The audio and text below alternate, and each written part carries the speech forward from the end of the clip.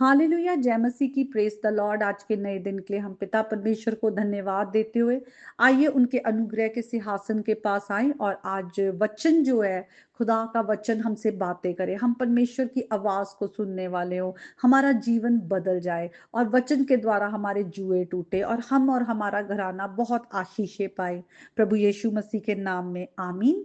तो आइए आज के वचन में आएंगे और खुदा का आत्मा हमारी अगुवाई करे। और आज मैं आपके साथ वचन के द्वारा परमेश्वर का सुसमाचार बांटना चाहती हूँ, जो बहुत जरूरी है, क्योंकि आज हम देख रहे हैं हर जगह पर कई तरह के प्रचार हो रहे हैं और जो प्रचार है वो ज्यादा फोकस जो है वो संसारिक बातों पर है और शरीर की बातों पर है और ऐसी बातों पर है जो परमेश्वर को ग्लोरीफाई नहीं करती, क्योंकि वो सुसमाचार है ही नहीं। तो आइए हम देखें कि क्या सुसमाचार नहीं है। जब हम इस तरह के प्रचार करते हैं कि परमेश्वर में आओ, प्रभु यीशु मसीह में आओ, तो तुम कभी बीमार नहीं होगे, तुम्हारे पास पैसे आएंगे, तुम्हारी हर प्रार्थनाएं जो है वो सुनी जाएंगी, जो सेल्फ को लेकर है, संसारिक बातों को लेकर है, या फिर इस तरह की जब मैसेज होते हैं कि हाँ इतने पैसे दो आपके डबल करके आएंगे, 100 गुना आएंगे, इस तरह के, तो हम सुसमाचार को बहुत गलत तरीके से प्रकट करते हैं। और हम इस तरह से प्रकट करते हैं सुसमाचार को कि जैसे परमेश्वर जो है उन्होंने एक फैक्ट्री खोली हुई है जहां पर पैसे मल्टीप्लाई होते हैं, संसार की चीजें मल्टीप्लाई होती है और वो हमारे जीवन को की कोई उन्नति नहीं होती, हमारी आत्मिक जीवन में कोई उन्नति नहीं होती, कोई चेंज नहीं आता। और जब लोगों को वो प्रार्थनाएं उनकी सुनी नहीं जाती या वैसा नहीं होता, तो वो भटक जाते, वो फिर वापस यीशु मसीह से मुड़ जाते हैं, क्योंकि अंदर से जीवन जो है वो नहीं बदला। तो हम इस तरह का मैसेज देना बंद करें। बहुत दुख होता है जब ऐसे मैसेज सुनती हूं मैं, क्योंकि खुदा का वचन कहता है परमेश्वर के राज्य उसकी धार्मिकता की खोज करो, सब चीजें मिल जाएंगी। हमें परमेश्वर पर फोकस करना है, संसार की चीजों पर नहीं। परमेश्वर हमारा पिता है, उसे पता है कि हमारी जरूरतें क्या है। और आइए हम गलातियों की पुस्तक में आएंगे, फर्स्ट चैप्टर 6 to 9 वर्सेस को देखेंगे। और यहाँ भी अपोस्टल पॉल जो है वो कलीसिया को बहुत ही स्ट्रॉन्ग मैसेज देते हैं कि सुसमाचार क्या है, तुम उस पर बने रहो, जो सही सुसमाचार जो तुम्हें मैंने सुनाया है। और वो ये बात को कहते हैं कि कोई और तुम्हें किसी भी तरह का सुसमाचार सुनाता है जो सुसमाचार है ही नहीं, तो तुम उस पर विश्वास ना करो। तो आइए हम इसे पढ़ते हैं। वो कहते हैं, मुझे आश्चर्य होता है कि जिसने तुम्हें मसीह के अनुग्रह से बुलाया, उसने तुम्हें इतनी जल्दी तुम उससे फिर कर और ही प्रकार की सुसमाचार की ओर झुकने लगे, परंतु वे दूसरा सुसमाचार है ही नहीं। पर बात यह है कि कितने ऐसे हैं जो तुम्हें घबरा देते और मसीह के सुसमाचार को बिगाड़ना चाहते हैं। परंतु यदि हम या स्वर्ग से कोई दूत भी उस सुसमाचार को छोड़ जो हमने तुमको सुनाया कोई और सुसमाचार सुनाए, तो श्रापित हो। जैसे हम पहले कह चुके हैं वैसे ही अब फिर कहता हूं कि उस सुसमाचार को छोड़ जिसे तुमने ग्रहण किया, यदि कोई और सुसमाचार सुनाता है तो श्रापित हो। अब मैं क्या परमेश्वर को मनाता हूं या मनुष्य को? क्या मैं मनुष्य को प्रसन्न करना चाहता हूं? यदि मैं अब भी मनुष्यों को ही प्रसन्न करना चाहता हूं तो मसीह का दास ना होता।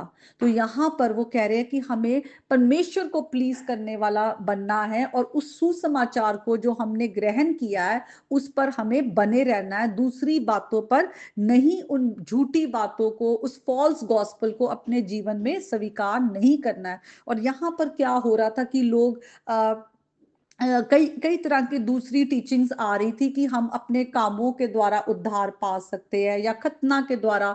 तो इस तरह की वो टीचिंग्स को वो जो है रिफ्यूट कर रहे थे।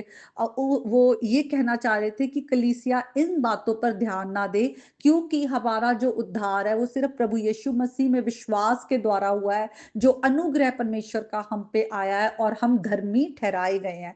तो हमें क्लियर रहना है कि परमेश्वर ने हमसे प्रेम किया है और अपने इकलौते बेटे को भेजा है ताकि जो कोई उन पर विश्वास करे वो नाश ना हो, अनंत जीवन पाए। तो सबसे बड़ा जो गॉस्पेल का सुसमाचार वो यही है कि यीशु मसीह संसार के उद्धार करता है और वो हमें उद्धार देने के लिए आए हैं, हमें मृत्यु से, पाप से, अंधकार से, शैतान के हाथों से छुड़ाने आए हैं।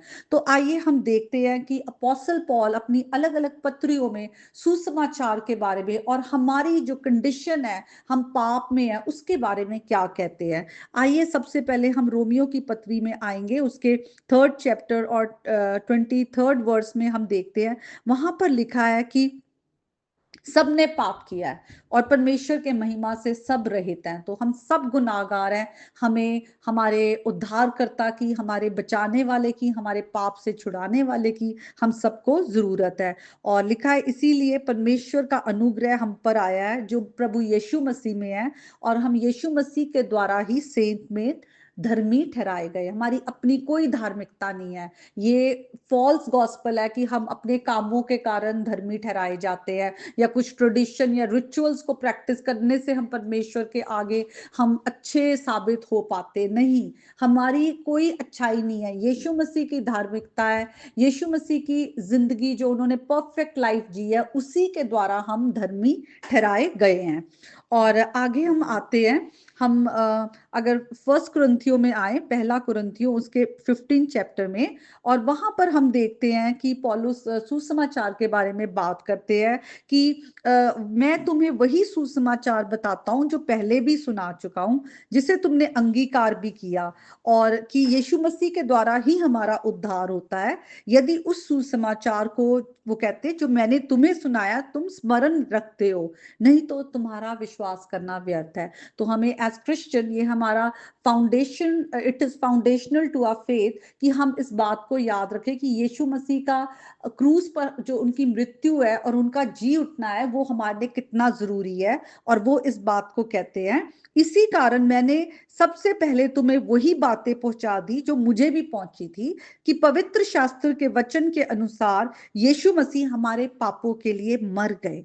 तो यीशु मसीह ने हमारे पापों की कीमत चुकाई है, वो मारे गए हैं, वो गाड़े गए, और पवित्र शास्त्र के अनुसार तीसरे दिन जी भी उठे हैं। तो यीशु मसीह की मृत्यु के द्वारा हमारे पाप क्षमा हुए और यीशु मसीह के जी उठने के द्वारा हमने नई जिंदगी पाई है। ये हमारे लिए सबसे जरूरी है कि हमने नया जीवन पाया है, और अब इस नए जीवन को हमें यीशु मसीह की धार्मिकता में जीना है, पवित्र आत्मा के सामर्थ के द्वारा। और हमें सबसे जरूरी है, अगर हम रोमियो की पत्री उसके 10th चैप्टर में आए, कि हमें करना क्या है।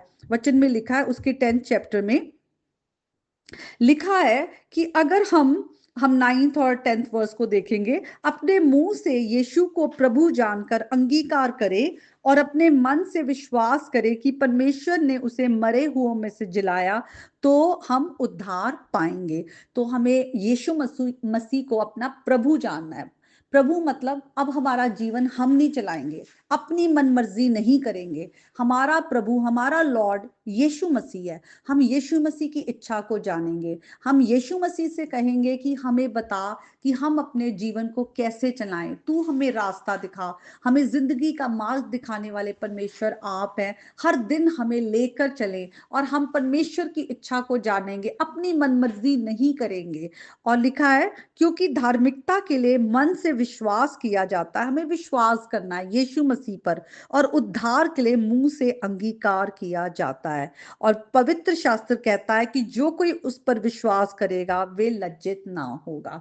तो आज हमें यीशु मसीह पर विश्वास करना है। हम दिसंबर की तरफ आ रहे हैं, जब हम क्रिसमस को सेलिब्रेट करते हैं। हमारे पास एक दिन है, वैसे तो हर दिन हमारा क्रिसमस है, इसीलिए शायद यीशु मसीह के जन्मदिन के बारे में कोई एक फिक्स डेट बाइबल में नहीं लिखी, क्योंकि हर दिन यीशु मसीह को हमारे हृदय में जन्म लेना है, और हमें हर दिन ये नई जिंदगी जो हमने विश्वास के द्वारा पाई है यीशु मसीह में हमें होकर चलना है, और हमें यीशु मसीह की इच्छा को पूरा करना है, ताकि उनकी धार्मिकता इस संसार में प्रकट हो। और जैसे कि लॉर्ड्स प्रेयर में हम बोलते हैं कि परमेश्वर तेरा राज्य आए, तेरी मर्जी पूरी हो, जैसे आसमान में होती है वैसे जमीन पर भी हो। तो हम वो इंस्ट्रूमेंट बने, हम वो वेसल बने बने जो परमेश्वर के राज्य को लेकर आने वाले हों। तो हम दिसंबर मंथ में आ रहे हैं, हमारे पास बहुत मौका है, हर दिन मौका है जो परमेश्वर ने हमें दिया है। हर दिन हम परमेश्वर की महिमा के लिए जिए और परमेश्वर के राज्य को बढ़ाने वाले हों। तो आज के इस वचन के द्वारा परमेश्वर आपको बहुतायत से आशीष दे और आपकी जिंदगी से हर शैतानी बंधन टूटे, प्रभु यीशु मसीह के नाम में, आमीन।